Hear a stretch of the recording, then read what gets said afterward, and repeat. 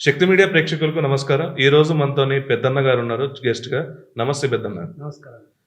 పెద్దన్న ఇప్పుడు మనం చూస్తున్నాం తెలంగాణ రాష్ట్ర రాజకీయాలు హాట్‌గా నడుస్తున్నాయి మళ్ళీ. కవిత సస్పెన్షన్, దాని తర్వాత అక్కడొకసారి రాజా సింగ్ సస్పెన్షన్. ఇప్పుడు బీఆర్ఎస్ నుంచి 10 మంది ఎమ్మెల్యేలు ఎవరైతే ఉన్నారో వాళ్ళ మీద అనర్హత వేటేయమని చెప్పేసి మన బీఆర్ఎస్ వాళ్ళు కోరుతున్నారు. సుప్రీంకోర్టు ఏం చెప్పిందంటే ఇక్కడ స్పీకర్ గారికి మీరే డైరెక్షన్ తీసుకోవాలి వాళ్ళ మీద అని చెప్పేసి స్పీకర్ గారు కూడా వాళ్ళకి పంపించారు సుప్రీంకోర్టు. ఇక్కడ ఎమ్మెల్యేలు ఒక కడియం శ్రీహరిను మరి ఇంకోటి వచ్చేసరికి దానం నాగేందర్ తప్ప మిగతా 8 మంది ఎమ్మెల్యేలు వచ్చేసరికి వారు రాజీనామా మేము కాంగ్రెస్‌లోకి జాయిన్ అవ్వలేదు. జస్ట్ కండువా కప్పుకున్నాం అనుకుంటా మాట్లాడుతున్నారు. మీరేమంటారు దీని మీద? నవ్వొస్తుంది. దేనికి? ఆ మాట అన్నందుకు నవ్వొస్తుంది నాకు. దేనికండి? ఇప్పుడు ఏం మాట్లాడాలి దాన్ని? ఆ కండవలో కప్పుకున్నారంటే దాన్ని ఏ విధంగా తీసుకోవాలో నాకు అర్థం కావట్లే. కాంగ్రెస్ కండవ కప్పుకొని కప్పుకోలేదంటే నవ్వొస్తుంది. అది కాంగ్రెస్ జాతీయ జెండా పతాకం అంట కదా! జాతీయ జెండానా? దాంట్లో 3 రంగులు ఉన్నాయి అందుకనే కప్పుకున్నా అంటున్నారు కదా! ఎంతరా బాబు ఇది. ఎవరన్నా ఆ మాట అంటారా అండి? అసలు కండవ కప్పుకున్నారు అంటారు. ఇంతగానో రాద్ధాంతం జరుగుతుంది కదా దాని గురించి. దాన్ని కప్పుకోలేదంటే ఇప్పుడు వచ్చిన దానికోసం ఇట్లా మాట్లాడుతున్నారా, లేకపోతే మామూలుగా మాట్లాడుతున్నారా వీళ్ళు? స్పీకర్ గారికి ఇచ్చారు వాళ్ళు ఇట్లా. స్పీకర్ గారు వివరణ అడిగితే స్పీకర్ గారికి ఇచ్చారు ఇట్లా మేము కండువా కప్పుకోలేదు, అది దాని మీద కాంగ్రెస్ సింబల్ ఏమైనా ఉందా, మేము కప్పుకుంది త్రివర్ణ కలర్లు కదా అనేసి మాట్లాడుతారు. కాంగ్రెస్ కు కండవ వేసేటప్పుడు దాని కాంగ్రెస్ హస్తం గుర్తు, బీఆర్ఎస్ చేసాడు బీఆర్ఎస్ గుర్తు పెట్టి కండవలు వేస్తారు అందరూ. కాదు కదా, దేనికి దానికే కండవ అంటే కండవ. కాంగ్రెస్ కాబట్టి కాంగ్రెస్ది, బీఆర్ఎస్ అయితే బీఆర్ఎస్ది, టీడీపీది అయితే టీడీపీ, సిపిఎంది అయితే సిపి. దానికి ఏమన్నా గుర్తులు పెట్టి వేస్తారు ఏంది? కాదు కదా, కండవే. మరి వీళ్ళు ఇట్లా చెప్తున్నప్పుడు మొన్న రేవంత్ రెడ్డి గారితో ఎందుకు సమావేశం, ఏమన్నాలో నాకు అర్థం కాదు. 2 గంటలు ఎందుకు సమావేశం అయ్యిందంటే మీరు ఉన్న ఎక్స్పీరియన్స్ లో? ఇప్పుడు వాళ్ళకి ఏం చేయాలో అర్థం కావట్లేదు. ఓకే, వాళ్ళకి ఇప్పుడు ఇటు పోతేనా మీద పడుతుంది, అటు పోతే కింద పడుతుంది. ఏం చేయాలి? ఆలోచనలో ఉన్నారు. ఇప్పుడు వేరే డైవర్షన్ లో తీసుకెళ్ళి ఇప్పుడు మనం ఆల్రెడీ ఇప్పుడు జూబ్లీ ఎలక్షన్స్ ఎట్లయినా జరుగుతున్నాయి బైపోల్. దాంట్లో వచ్చేసరికి ఇప్పుడు దానం నాగేందర్ అయితే ఖైరతాబాద్ ఎమ్మెల్యే గారు ఉన్నారో, నాకు జూబ్లీ హిల్స్ టికెట్ కావాలి, నేను ఖైరతాబాద్ నుంచి కంటెస్ట్ చేయనంటారు. అంటే నేను ఖైరతాబాద్ నుంచి కంటెస్ట్ చేస్తే ఓడిపోతున్నాను ఏమైనా భయం పట్టుకుందా దానం నాగేందర్కి? మేబీ అయి ఉండొచ్చు. అంటే వాళ్ళకున్న స్ట్రాటజీ ప్రకారం ఏంటంటే జూబ్లీ ఎలక్షన్స్లో అక్కడ మైనార్టీ ఓటింగ్ ఎక్కువ, ఓసీ ఓటింగ్ ఎక్కువ. దానివల్ల ఈ డైవర్షన్ చేసి ఇటు వస్తే మనకి ఎక్కువ ప్రాధాన్యత ఉంటుంది, మనం గెలవడానికి అవకాశం ఉంటుందని ఖైరతాబాద్ కంటే ఇక్కడ ఉంటుందన్న అవకాశం ఆయనకుంది, ఆలోచన ఆయనకుంది. సిట్టింగ్ ఎమ్మెల్యే కదా, పోతుంది కదా ఇప్పుడు. పోతే మళ్ళీ అక్కడ బైపోల్ వస్తుంది కదా, ఇంకో నన్ను నిలబెట్టుకుని నన్ను ఇక్కడ నిలబెట్టండి.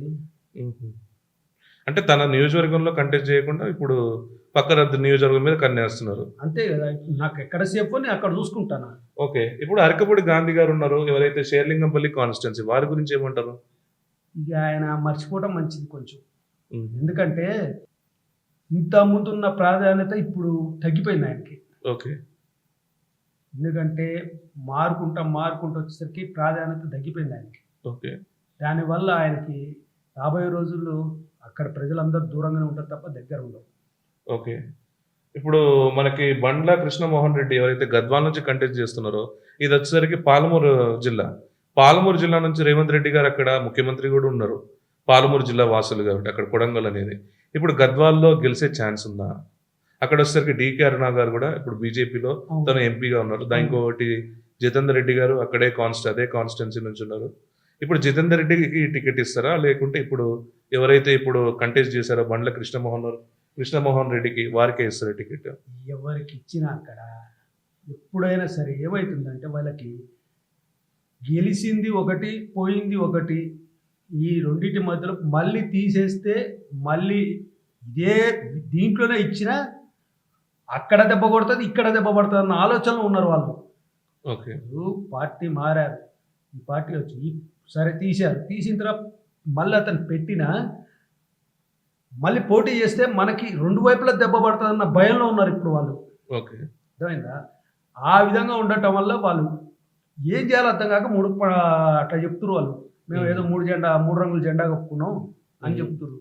అందుకనే ఏదైనా సరే రాజ్యాంగంలో ఉన్నదాని ప్రకారం చేస్తే ఆ ప్రకారం పోయేటోళ్ళు అయితే వీళ్ళు రాజకీయ నాయకులు ఎప్పుడూ బాగుండేది. రాక ఇంత డిస్కషన్ కూడా జరిగేది కాదు. వాళ్ళు చెయ్యరని దాన్ని ఇంకో రకంగా ఆలోచిస్తారు అంతే, వేరే ఏమి లేదు దాంట్లో. ఒకవేళ ఇప్పుడు 8 స్థానాల్లో ఇప్పుడు మనం చూస్తున్నాం పెద్దన్న. ఇక్కడ ఏ పార్టీకి ఎక్కువ ఫ్లెక్సింగ్ అయ్యే ఛాన్స్ ఉంది? ఒక కాన్స్టిట్యున్సీ ఇప్పుడు కాన్స్టిట్యున్సీ వైజ్‌గా చెప్తున్నా. షేర్లింగంపల్లిలో ఎవరికుంది కాన్స్టిట్యున్సీ? షేర్లింగంపల్లి ఇప్పుడు పోటీ చేస్తే ఇప్పుడు అప్పుడు అసెంబ్లీ ఎలక్షన్స్ వచ్చినప్పుడు టీడీపీ లేదు, ఓకే. సిపిఎం, సిపిఐ అంటే సపోర్టే అంతవరకు. సపోర్టే ఉంది. ఎక్కడ ఓన్లీ బీఆర్ఎస్, కాంగ్రెస్, బీజేపీ మూడే. ఓకే. ఇప్పుడు అవతల వచ్చేసి టీడీపీ వచ్చింది. ఇప్పుడు యువతలకు వచ్చేసరికి షేర్లింగంపల్లి, ఈ జూబ్లీస్ ఏదైనా సరే నా రంగారెడ్డి మొత్తం సరౌండింగ్, హైదరాబాద్ సరౌండింగ్ ఎక్కడైనా సరే ఏపీ, తెలంగాణ 2 కంబైన్స్ ఉంటాయి. ఓకే. ఖచ్చితంగా ఇక్కడ ఎలక్షన్ వస్తే మాత్రం వేరే పరంగా పోటీ చేస్తే మాత్రం వేరే వాళ్ళు ఖచ్చితంగా డ్యామేజ్ ఉంటారు అక్కడ. ఓకే. ఖచ్చితంగా డ్యామేజ్ ఉంటుంది. అంటే ఇక్కడ కూటమి ఏమైనా ఫామ్ అయ్యే ఛాన్స్ ఉంటుందా? ఖచ్చితంగా ఉంటుంది. ఇప్పుడు అవకాశం ఉందనుకోండి, ఉపయోగించుకోవడానికి ఎవరైనా ఎందుకు ముందుకు పోరు? ఓకే. నాకు అవకాశం ఉంది, ఉపయోగించుకోకుండా ఎందుకు పోతా నేను? ఇప్పుడు ప్రజలకు ఓట్లు వేశారు వీళ్ళకి. ఎవరైతే ఈ 10 మంది ఎమ్మెల్యేలు ఉన్నారో, ఇప్పుడు మళ్ళీ ఎలక్షన్స్ అంటే ప్రజలకి ఇది ఎలక్షన్స్ వస్తున్నాయని ఒక ప్లస్సా, మైనస్సా వీళ్ళకి? ప్రజాధనం వృధా అండి. ఓకే. ప్రజాధనం వృధా అంతే. ఓకే. ప్రజాధనాన్ని తీసుకుపోయి మళ్ళీ అక్కడ పెట్టి మళ్ళీ తీసి మళ్ళీ పెడుతున్నారు. అయితే గతంలో పోల్ మేనేజ్మెంట్ కోసం కొన్ని కోట్లు ఖర్చు పెట్టిన ఈ ఎమ్మెల్యేలు ఇప్పుడు ప్రెజెంట్ మళ్ళీ అదే పోల్ మేనేజ్మెంట్ కోసం ఖర్చు పెట్టే ఛాన్స్ ఉందా? అదేనండి, ప్రధానమంత్రి గారు కూడా మొత్తుకునేది అదే. ఈ విధంగా బై ఎలక్షన్లు, ఈ ఎలక్షన్లు ఇట్లా పోటీ చేసి ఈ చెంపులు, ఈ పార్టీ చెంపులు ఇట్లాంటివన్నీ చేస్తున్నారనే 1 నేషన్ 1 ఎలక్షన్ పెట్టారు ఆయన. అలా చేస్తే ఏమైందంటే ఈ ధనం మొత్తం వృధా అయిపోయే ధనం మొత్తం ప్రజలకే చెందుద్ది. ఇప్పుడు జిఎస్టీ పోతుంది, అట్లనే దీనికి కూడా చాలా మార్పులు వస్తాయి. ఇప్పుడు జిఎస్టీ ఇంపాక్ట్ ఏమైనా ఉండొచ్చు? ఖచ్చితంగా ఉంటుంది. ఎందుకు ఉంటుందండి? సామాన్యుల్లో జిఎస్టీ ఇంపాక్ట్ ఖచ్చితంగా ఉంటుంది. ఓకే. ఎప్పటికైనా గుర్తుంచుకోండి, ప్రతి దాంట్లో మనం తినే వస్తువు ప్రతి జిఎస్టీ తగ్గుకుంటూ వస్తున్నప్పుడు ఇంపాక్ట్ ఎందుకు ఉంటుంది? ఖచ్చితంగా ఉంటుంది దీంట్లో. అయితే ఇప్పుడు రేవంత్ రెడ్డి సర్కార్ వచ్చేసరికి ఇప్పుడు అన్ని పథకాలన్నీ ఇస్తున్నారు కదా. ఇప్పుడు డబుల్ బెడ్రూమ్ ఇల్లు అని మొన్న శాంక్షన్ చేశారు. అండ్ ఇంకోటి రైతు రుణమాఫీ ఇవన్నీ చేస్తున్నారు కదా. మీరేమంటారు దాని మీద? అంటే ప్రజలు స్కీమ్స్కి ఇస్తున్నారు కదా రేవంత్ రెడ్డి గారు. ప్రజలకి ఇంకా దగ్గర కాలేదండి వాళ్ళు. ఇంకా దగ్గరకు కాలేదు. ఓకే. అంటే పాజిటివ్ ఉందా, నెగిటివ్ ఉందా? అప్పుడు పాజిటివ్ వచ్చింది, ఇప్పుడు ఆ పాజిటివ్ని పోగొట్టుకోకుండా కాపాడుకోవాలి. నెగిటివ్లోకి వెళ్తున్నట్టు అనిపిస్తుంది నాకు. నెగిటివ్లోకి వెళ్తుంది. ఓకే. ఇప్పుడు డబుల్ బెడ్రూమ్ ఇల్లులు ఇప్పుడు చూస్తున్నాం. ఇక్కడ రూరల్ విలేజెస్ కానీ ఏమైనా వస్తున్నాయా సార్ ఇక్కడ? కొంతమందికి వస్తున్నాయని చెప్తున్నారు, కొంతమందికి రాలేదు. ఓకే. దాన్ని ఇంప్లిమెంట్ ఇంకా బయట కరెక్ట్ పడట్లేదు. ఓకే. రూరల్లో ఎక్కువ అంటే ఒకటి ఏంటంటే స్థలం ఉన్న వాళ్ళకి ఇవ్వటం వరకు ఇప్పటి వరకు వచ్చింది. నెక్స్ట్ స్థలం లేని వాళ్ళకి ఆ విధమైన ఇంకా రాలేదు. అది వచ్చేప్పుడు ఇంకేమన్నా మార్పు. గవర్నమెంట్కి మీరు ఏం సజెషన్ ఇద్దాం అనుకుంటున్నారు డబుల్ బెడ్రూమ్ హౌసెస్ మీద? ఇచ్చేది వాళ్ళ సజెషన్ ఏంటంటే నా ఓన్గా ఇవ్వాల్సింది ఏంటంటే నేను చెప్పేది చేస్తే పూర్తిగా ప్రజానికానికి అందరికీ మంచిది. దాంట్లో 4 పూరీలు పెట్టి 3 పూరీలు పెట్టి చేయబాకండి. ఓకే. చేసే పని ఏదైనా పూర్తిగా ప్రజలకి చేరువయ్యి వారికి అందుబాటులో ఉండే విధంగా చేయండి. ఓకే. అప్పుడు మీకు బాగుంటుంది. ఇప్పుడు ఇప్పుడు మన ఎలక్షన్స్ అన్ని చూస్తుంటే దాదాపు మనకి హైదరాబాద్ చుట్టూ ఉన్న రీజన్స్ ఏదైతే జిహెచ్ఎంసీ ఉందో అటు మనకి పాలమూరు అండ్ ఇంకోటి బాన్సువాడ, భద్రాచలం తప్ప మిగతా అంత కాన్స్టిట్యున్సీస్ మొత్తం హైదరాబాద్ చుట్టే ఉంది. దాదాపు 7 కాన్స్టిట్యున్సీస్ హైదరాబాద్ చుట్టే ఉంది. ఈ 7 కాన్స్టిట్యున్సీస్లో జిహెచ్ఎంసీ ఒకవేళ కాంగ్రెస్కి నెగిటివ్ వస్తే ఇప్పుడు దాకా ఆల్రెడీ సింగిల్ ఎమ్మెల్యే కూడా కాంగ్రెస్ నుంచి లేరు అక్కడ జిహెచ్ఎంసీ సెక్టర్లో.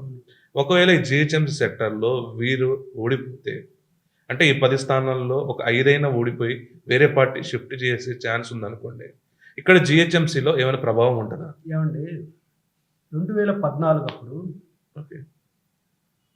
త్రూఅవుట్ జిహెచ్ఎంసీ సర్కిల్ రంగారెడ్డి మొత్తంలో లీడింగ్ ఏ పార్టీ ఉందండి అప్పుడు? అప్పుడు వచ్చేసరికి టీఆర్ఎస్ ఉంది, టీడీపీ. టీడీపీ ఉంది. Yeah. టీడీపీ ఉంది. అప్పుడు ఎంపీలందరూ సేమ్ ఇట్నే జంప్ జిల్లాని ఓకే. టీఆర్ఎస్లోకి. తర్వాత జిహెచ్ఎంసీ ఎన్నికలు వచ్చేసరికి ఏమైందండి? బీజేపీ 45 సీట్లు తీసేసుకుంది, పోయిన లీడింగ్ ఎవరికి వచ్చింది? టీఆర్ఎస్కి వచ్చింది. ఇప్పుడు కూడా అంతే జరుగుతుంది. అంటే ఇప్పుడు వీళ్ళు ఓడిపోతే ఒకవేళ చెప్తున్నా కదా, ఇప్పుడు నేను ఇది జరగదేమో అని నాకు అనిపిస్తుందండి. ఓకే. ఎందుకంటే బైపోల్ అనేది జరగదేమో అనుకుంటున్నాను. ఎన్ని స్థానాల మీద ఉంటారు? నాకు తెలిసి 1-2 స్థానాలు ఏమో చేస్తారేమో, ఓకే. అన్నిటి చేయకపోవచ్చు. కాంగ్రెస్ గనక ఓడిపోతే బీఆర్ఎస్కి ఇప్పుడు వచ్చి ఉన్నాయి కదా elections, panchayati elections, MPP, ZPTC, corporation, వీటిలలో ఎఫెక్ట్ పడుతుంది. కాంగ్రెస్కి ఎఫెక్ట్, కాంగ్రెస్కి 100% ఎఫెక్ట్ పడుతుంది. మొత్తానికి ఏమంటారు పెద్దన్న, ఇప్పుడు ఇది స్టేల మీదనే కొనసాగిస్తారా వీళ్ళు, లేకుంటే ఇది ఎలక్షన్ అయ్యే ఛాన్స్ ఉందంటారా? నాకు తెలిసి కాదండి అది. ఎందుకంటే నష్టం కదా, ఇప్పుడు వారికి 2 వైపులు నష్టం. ఓకే. గెలిచి 5 ఏళ్ళకి ఉన్నదాన్ని పోగొట్టుకోవాలనుకుంటే ఎవరు కోరుకోరు, పోగొట్టుకోవాలని ఎవరు కోరుకోరు.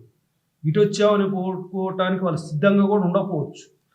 కొత్త వాళ్ళు పోయి వేరే పెట్టుకొని పాత వాళ్ళు వచ్చి మళ్ళీ కూర్చుంటే ఇక కొత్త వాళ్ళంతా జరుపుకొని పోవాలా? ఓకే. మొత్తానికైతే ఇక్కడ బైపోల్ వస్తే నష్టం అంటారు. బైపోల్ ఎవరికైనా నష్టమే ఖచ్చితంగా. అక్కడ క్యాండిడేట్కి 100% నష్టమే. అటు మింగలేడు, ఇటు కక్కలేడు. అంటే రాజగోపాల్ రెడ్డి గారిది అయినట్టు అవుతుంది అంతే కదా.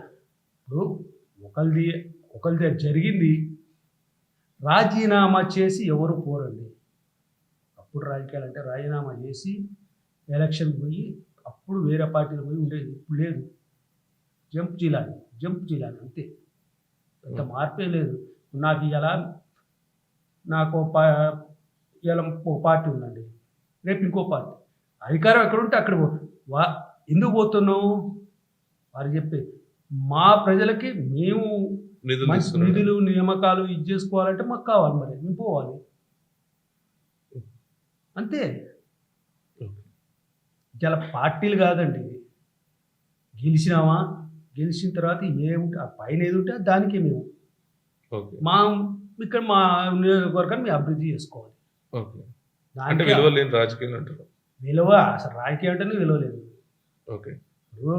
ఒకప్పుడు రాజకీయం అంటే ఒక పద్ధతి ఉండేది, ఇప్పుడు ఎక్కడ ఉందండి? ఇప్పుడు నేను పోయి ఇక్కడ గెలిచానండి, గెలిచినప్పుడు ఏం చేయాలి? నా ప్రజల్ని కాపాడుకోవాలంటే ఖచ్చితంగా జంపు జిల్లాని కావాలి. అట్లే ఉంది మరి. Okay Peddanna, thank you.